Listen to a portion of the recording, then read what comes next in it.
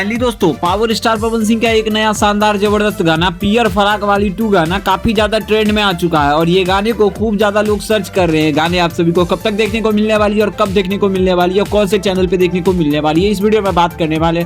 साथ ही साथ अपने पावर स्टार पवन सिंह से रिलेटेड कई सारी धमाकेदार अपडेट देने वाले, तो बने रहिए आज की इस वीडियो में। सबसे पहले बात करें अगर पावर स्टार पवन सिंह के अगर अपडेट के बारे में, कुछ नए अपडेट के बारे में, तो फाइनली अपने पावर स्टार पवन सिंह ने एक अपने गाने का डबिंग करते हुए पियर फराक वाली 2 के गाने का डबिंग करते समय आप कुछ खेसारी फैंस ने इसे एडिट करके कुछ इस तरीकों से बनाया कि पवन सिंह ने गाली दिया है। तो पहले आप इस वीडियो क्लिप को देखिए।